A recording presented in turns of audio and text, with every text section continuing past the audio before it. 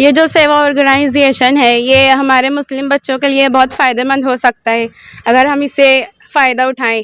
जो बच्चे इसके हकदार हैं अगर वो आगे आए या अगर हम उन तक पहुँचे तो ये हमारे लिए बहुत फ़ायदेमंद हो सकता है और हमारी कौम बहुत तरक्की कर सकती है। सेवा ऑर्गेनाइजेशन नहीं थी जब तो वाकई मालेगांव में एक चीज़ की कमी थी कि आला तालीम के लिए और कॉम्पिटिटिव एग्ज़ाम्स के लिए जो है तकालीफ का सामना करना पड़ता था। तो अब जो है आप आवाम को क्या पैगाम देना चाहेंगे कि अब हमारे पास ये सेवा ऑर्गेनाइजेशन हमारे पास इतना अच्छा मौका है तो हम अपने बच्चों को इसमें ज़्यादा से ज़्यादा उसमें अपने बच्चों को शामिल करें ताकि बच्चे उससे फ़ायदा उठाएं और हमारी कौम का मुस्तकबिल अच्छा हो। अस्सलाम वालेकुम, मेरा नाम मोमिन अरीबा नम असगर अली है। मैं मालेगांव की हूँ। मेरा सेकंड ईयर है। मैं मंसूरा मोहम्मदिया तिब्बिया कॉलेज से BA मिस कर रही हूँ। यहाँ पर आज निज़ामुद्दीन सर से मिलने का मौका मिला। सेवा ऑर्गेनाइजेशन जो मालेगांव की बच्चियों के लिए उनकी तालीम के लिए एक ऑर्गेनाइजेशन बनाया गया है जिसमें बहुत सारी मालूमात दी गई है कि हमें किस तरह पढ़ाई करना चाहिए और आगे जो पढ़ाई के लिए जो अखराजात आते हैं, खर्च आता है, उसमें भी सर लोग मदद करते हैं। आज इस प्रोग्राम में बहुत सारी चीज़ें मालूम हुई कि पढ़ाई किस तरह करना चाहिए, कॉम्पिटिटिव एग्ज़ाम को कैसे देना चाहिए, उसके लिए किस तरह से तैयारी करना चाहिए, जो कोचिंग वगैरह लगती है उसके लिए भी सर लोग पूरी मालूमात दिए हैं। और आज एक नई बात है, अभी तक स्कॉलरशिप वगैरह जो लगती है वो पढ़ने के लिए हमें ढूंढना पड़ता है, लेकिन सर लोग आज एक बात बताए है कि अब वक्त बदल चुका है। अब प्यासे को कुएं के पास नहीं जाना रहेगा, कुएं का खुद प्यासे के पास आना रहेगा। सर लोग ऐसा यहाँ पर बात किए कि हम लोग हर घर जाएंगे और ऑब्ज़र्व करेंगे और देखेंगे कि किस चीज़ की ज़रूरत है और उसकी जो अखराजात है, जो ज़रूरियात है, उसको पूरा करेंगे।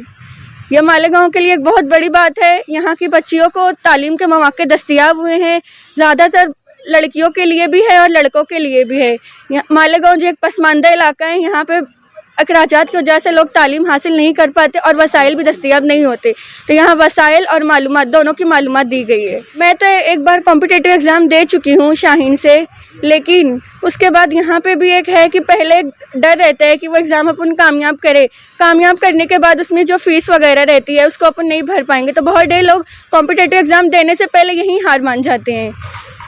लेकिन ये बात यहाँ पे क्लियर हो गई कि एग्ज़ाम देना चाहिए, आगे का मरहला खुद ब खुद आसान हो जाता है।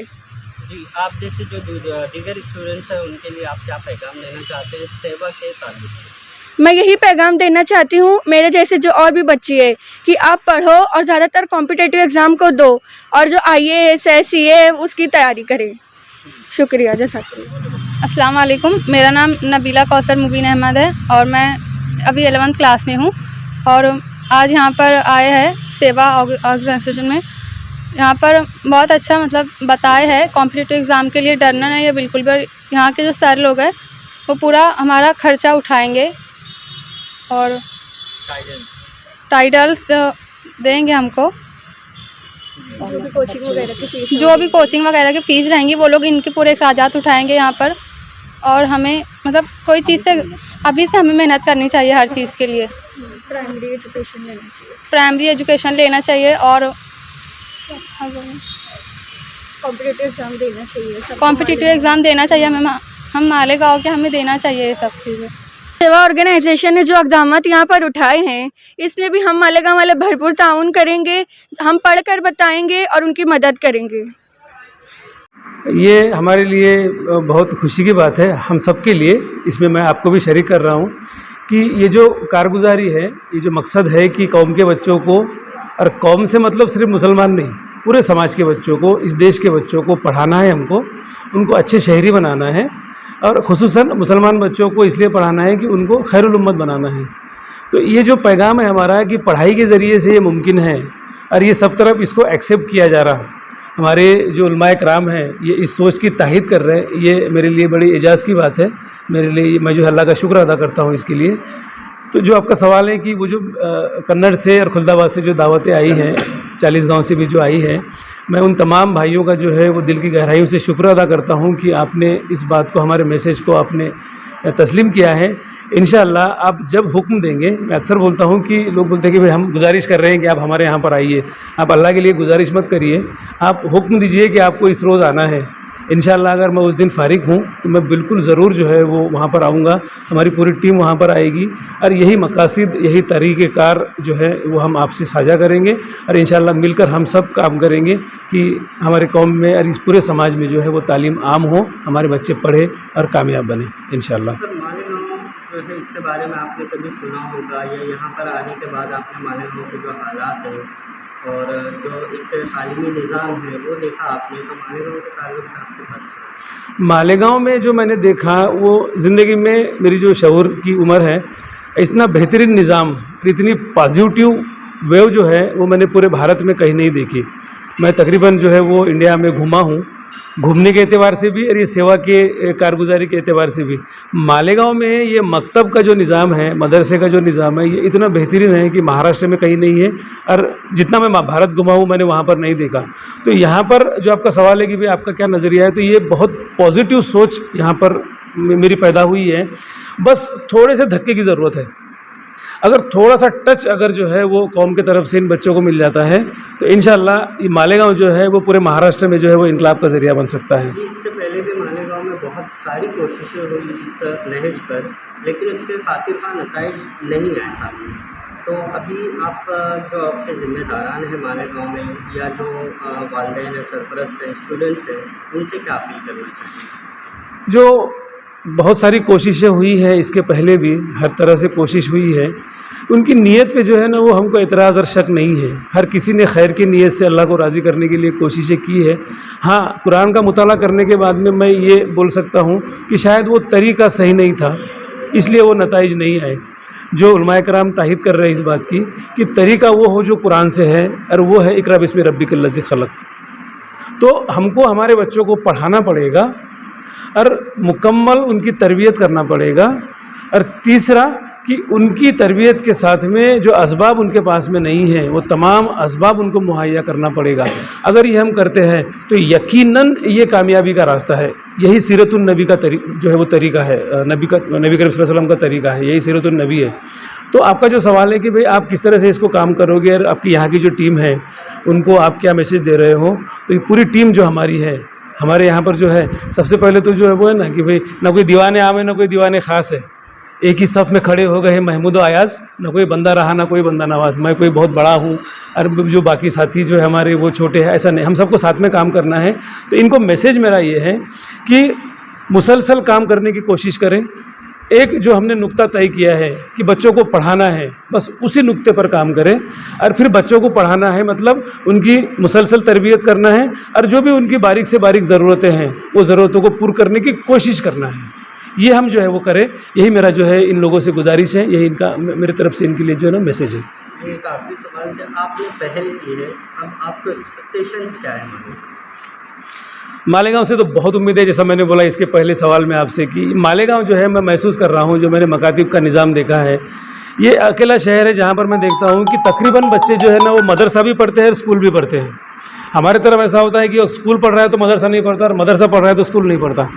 तो यहाँ जो मुझे उम्मीद है कि अगर थोड़ा सा हम वो मदरसे का जो निज़ाम है उसको हम थोड़ा सा जो है वो आगे ले जाएं, कि वो जो बच्चा 8वीं 9वीं में हिफ्ज़ कर ले रहा उसको हम आगे बढ़ाकर फिर उसको हम ये जिम्मेदारी देते हैं कि अब तुमको HSC और ग्रेजुएशन इस अज़्म के तहत करना है कि तुमको ब्यूरोक्रेसी में जाना है।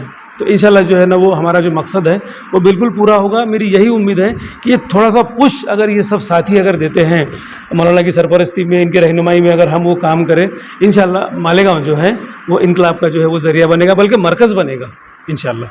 मेरा एक सवाल है सर, एजुकेशन के मामले में लड़कियां ज़्यादा आगे, बॉयज़ पीछे, तो उनके बारे में आप क्या कहें? जो मैंने मेरे तकरीर में बोला है कि हमने सारी फ़िक्रें जो है वो सलमा पे की है, सलमान को हमने जो है वो कैद नहीं किया है। हमको सलमान को जो है वो मगरिब के बाद में बाहर जाना बंद कराना पड़ेगा। अगर वो हमने कर लिए तो इंशाल्लाह वो रो जो है ना बराबर हो जाएंगी। एक ही बात जो है ना बोलकर मैं इस जवाब को मुकम्मल करता हूँ कि हमने ये गलती की है कि हमने सिर्फ बेटी को अपनी इज़्ज़त समझे, हमने बेटे को हमारी इज़्ज़त समझे ही नहीं। इसलिए ये हुआ कि सारा जो फोकस है पर्दा बेटी के लिए, सारे सवाल बेटी के लिए, यहाँ मत जा, ये मत कर, वो मत कर, सारी बेटी के लिए, ये बहुत अच्छी बात है। लेकिन जितना हमने बेटे पर तवज्जो करना था हमने किए नहीं, क्योंकि हमने उसको इज्जत समझे ही नहीं। और रात को 2 बजे भी आता है तो कोई मसला नहीं है, माँ जो है बाप जो है वो दरवाजे की कड़ी हल्की जो है वो छोड़कर सो जाता। ये गलती है, ये गलतियों को हम दुरुस्त कर देंगे ना, वो दोनों रोज जो है ना बराबर हो जाएंगे इंशाल्लाह। बिस्मिल्लाहिर्रहमानिर्रहीम। सेवा ऑर्गेनाइजेशन के ज़रिए जो कदम उठाया गया है वो काबिल सताइश है। मैं उन्हें दिल की गहराइयों से मुबारकबाद देता हूँ। असल में ये जो कदम उठाया गया है ये एक ज़बरदस्त तालीमी इनकलाब है और इसके ज़रिए उम्मत मुस्लिमा की बदहाली इंशाअल्लाह दूर होगी। कैसे? वो ये कि आज हम लोग तालीमी मैदान में बहुत पिछड़ गए हैं। मुसलमानों का रिश्ता जो इल्म से रहा है वो बहुत मज़बूत रहा है, हमारी तारीख़ बहुत ताबनाक रही है, लेकिन वाक़या ये है कि गुज़िश्ता तकरीबन 150-200 साल से उम्मत मुस्लिमा इस मैदान में पिछड़ चुकी। अब वक्त आ गया है कि हम बेदार हो जाएं। कोई भी देरपा इनकलाब और मुस्बत और तामीरी इनकलाब तालीम के बग़ैर नहीं आ सकता। इसलिए तालीम के मैदान में मुसलमानों को आगे बढ़ना है और तालीम के सिलसिले में जो दीनी और इस्लामी नुक्ता नज़र है वो ये कि इसमें कोई दूई नहीं है। दीनी और दुनियावी ख़ानों में इल्म को तक़सीम करके एक को अहम और दूसरे को गैर अहम हम नहीं करार दे सकते। इसलिए कि दीनी उलूम हो या दुनियावी उलूम हो, जिनको हम मॉडर्न एजुकेशन कहते हैं, उन सब का मंबा और सरचश्मा वही इलाही है, कुरान मजीद है। चुनांचे कुरान मजीद के अंदर साइंस और टेक्नोलॉजी और साइंस की जितनी फ़ुरुआत और जितने स्ट्रीम्स हैं उन सब से मुताल्लिक़ आपको बहुत सारे हक़ाइक़ मिलेंगे। तो दीनी और दुनियावी ख़ानों में इल्म को तक़सीम करके एक को अहम और एक को गैर अहम करार देने से बहुत बड़ा नुकसान ये हुआ है कि हम असरी तालीम के मैदान में, मॉडर्न एजुकेशन के मैदान में हम लोग बहुत पीछे हो गए और उसका नतीजा ये है कि आज हम दुनिया की क़यादत से हटा दिए गए, कायदाना किरदार हम अदा नहीं कर पा रहे। आज इस मुल्क को चलाने वाले असल सियासतदान नहीं है, असल तो ब्यूरोक्रेट्स होते हैं। ये IAS IPS अफसरान और मुख्तलिफ़ शोबेजात में, सेक्टर्स में जो ऑफिसर्स होते हैं वो असलन मुल्क को चला रहे होते हैं और उस सेक्टर में हमारी नुमाइंदगी सिर्फ 3% है। हम इस मुल्क के अंदर 20%, 25% है बल्कि, और हमारी नुमाइंदगी उस सेक्टर में सिर्फ 3% है। सेवा ऑर्गेनाइजेशन के ज़रिए जो कदम उठाया गया है उसके ज़रिए हमारे मुस्लिम बच्चों को मोटिवेट किया जाएगा और उनमें जिनमें बतौर ख़ास टैलेंट हैं उनको जो है अडॉप्ट किया जाएगा, उनको लिया जाएगा और मुकाबला जाती इम्तिहानात, कॉम्पिटिटिव एग्ज़ाम्स की भरपूर तैयारी करवा के उनको UPSC MPSC के इम्तिहानात में शरीक करवाया जाएगा और फिर मौक़े फ़राहम किए जाएंगे कि वो IAS अफसर बन सके, IPS बन सके और मुख्तलिफ़ ओहदों पर आला मनासिब पर पहुँच सके, जहाँ जाकर वो बहुत बड़ा किरदार अदा कर सकते हैं। और दीनी और इस्लामी जहन के साथ जब ऐसे अफराद उन आला ओहदों और मनासिब पर पहुँचेंगे तो वो करप्शन नहीं होगा, वो भ्रष्टाचार नहीं होगा जो आज मुल्क के अंदर हो रहा है और उसके ज़रिए बेहतरीन तवानाइयाँ और सलाहियतें और मुल्क के रिसोर्सेज सब ज़ाय हो रहे हैं। तो सेवा ऑर्गेनाइजेशन के ज़रिए जो कदम उठाया गया है वो बहुत अजीम है। मैं उनके ज़िम्मेदारान को बतौर ख़ास निज़ामुद्दीन सर और उनकी पूरी टीम को मुबारकबादी देता हूँ और शहर के अंदर, हमारे शहर मालेगांव में जावेद मंसूरी सर और उनकी पूरी टीम जो इस काम को लेकर आगे बढ़ी है, हम उनको भी यकीन दहानी कराते हैं कि इंशाअल्लाह नौजवान उलमाए किराम की तरफ से आप हजरात को भरपूर ताउन रहेगा और हम भी कोशिश करेंगे कि मदारिस और मकातिब की तालीम के साथ साथ हमारे बच्चे असली तालीम के मैदान में आगे बढ़ें, कॉम्पिटिटिव एग्ज़ाम्स में शरीक होकर आला से आला ओहदे और मनसब पर पहुँचें और वहाँ पहुँचकर अपना इस्लामी किरदार पेश करें और पूरी इंसानियत की नफ़ा रसानी का काम करें। सेवा तंजीम का ये जो कदम है ये बहुत ही मुबारक है और इसका समाज के हर फ़र्द को और तालीम और ताल्लुम से जुड़े हुए हर स्टेक होल्डर को इसका इस्तेक़बाल करना चाहिए, खैर मक़दम करना चाहिए। और जो सेवा कॉन्सेप्ट लेकर चल रही है कि आपके पास जो है वो आप कंट्रीब्यूट कीजिए। आप अगर वक्त दे सकते तो वक्त दीजिए, आपके पास माल है आप माल लगा सकते तो माल लगाइए, आपके पास सलाहियत है तो सलाहियत लगाइए। जिस तरीके से भी आप जो है कौम के बच्चों को आगे बढ़ाने के लिए, और जो खला पैदा हो गया है कि हमारे बच्चे सिस्टम में नहीं हैं, उनको वहाँ तक पहुँचाने के लिए आप जिस तरीके का भी कंट्रीब्यूशन दे सकते हैं आपका इसमें इस्तक़बाल है। एज़ अ टीचर जो है हम भी माशाअल्लाह इनके मक़ासिद से बहुत काफ़ी हद तक मुत्तफ़िक़ है, और ये हमारे दिल की आवाज़ है।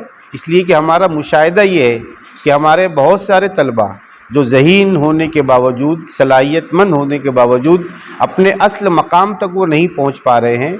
तो उसकी बुनियादी वजह ये है कि रहनुमाई की कमी है।